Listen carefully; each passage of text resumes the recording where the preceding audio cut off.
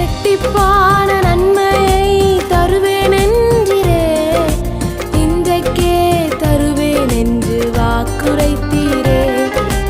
இழந்ததை திரும்ப தருவேன் என்று சொன்னீரே, இரட்டிப்பான பங்கையும் தந்திடுவாரே. ரூத் 2வது அதிகாரம் அதனுடைய 12வது வசனம். இஸ்ரவேலின் தேவனாகிய கர்த்தருடைய செட்டைகளின் கீழ் அடைக்கலமாய் வந்த உனக்கு அவராலே நிறைவான பலன் கிடைப்பதாக.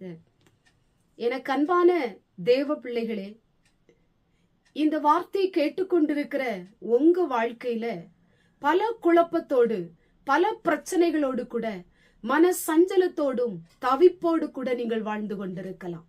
இந்த நாளிலும் கூட உங்க வாழ்க்கையிலே நீங்கள் எதிர்பார்க்கிற நன்மைகள் உங்களுக்கு வேண்டுமானால், நீங்கள் எதிர்பார்க்கிற ஆசீர்வாதங்கள் உங்களுக்கு வேண்டுமானால், இஸ்ரவேலின் தேவனாகிய கர்த்தருடைய சட்டைகளின் கீழ் நீங்கள் வரும் பொழுது அவராலே உங்களுக்கு நிறைவான பலனை ஆண்டவர் தருவார். இன்றைக்கு நிறைவான ஆசீர்வாதத்தை கர்த்தர் ஒருவரே கொடுக்கிற தகப்பனா இருக்கிறார்.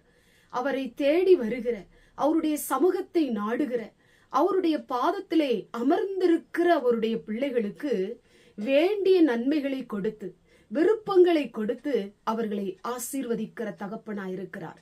இந்த நாளிலும் உங்களுடைய வாழ்க்கையிலே பொருளாதாரத்துல ஒரு குறைவோடு கூட வாழ்ந்து கொண்டிருக்கலாம், வாழ்க்கையிலே ஒரு குறைவோடு கூட வாழ்ந்து கொண்டிருக்கலாம், தொழிலே ஒரு குறைவு, நினைச்சது நடக்கல, எதிர்பார்த்ததும் கிடைக்கல என்கிற ஒரு சஞ்சலத்தோடு கூட நீங்கள் வாழ்ந்து கொண்டிருக்கலாம்.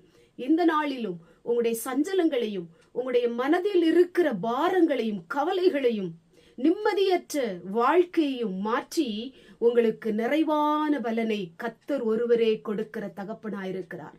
இன்றைக்கே அவருடைய சட்டைகளின் கீழ் நீங்கள் வரும் பொழுது, அவருடைய பாதத்தின் கீழ் நீங்கள் வரும் பொழுது உங்களுக்கு நிறைவான பலனை கர்த்தர் தருவார். எதிலெல்லாம் நீங்கள் நிறைவை எதிர்பார்க்கிறீர்களோ, எதிலெல்லாம் நான் ஆசீர்வாதமாய் வாழ வேண்டும் என்று நீங்கள் விரும்புகிறீர்களோ, எல்லாவற்றையும் கர்த்தர் உங்களுக்கு நிறைவேற்றி கொடுப்பார். இந்த நாளிலே இந்த வசனத்தின் மூலமாய் அவருடைய சட்டைகளின் கீழ் வாருங்கள், நிறைவான பலனை பெற்றுக் கொள்வீர்கள்.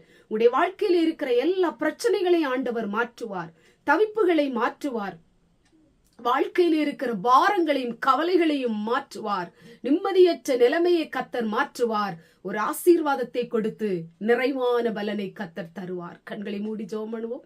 எங்கள் பரிசுத்தமுள்ள நல்ல பிதாவே, கேட்டதான வசனத்தின் மூலமாய் ஆண்டவரே நிறைவான பலனை கொடுக்கிற தகப்பன், இந்த வார்த்தையை கேட்டுக்கொண்டிருக்கிற உம்முடைய பிள்ளைகள் வாழ்க்கையிலே நிம்மதியற்ற நிலைமையிலே வாழ்ந்து கொண்டிருக்கலாம்.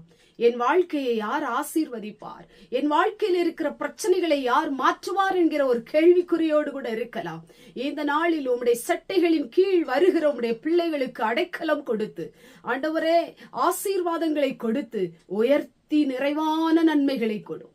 இயேசுவின் மூலம் செபிக்கிறோம் பிதாவே, ஆமென்.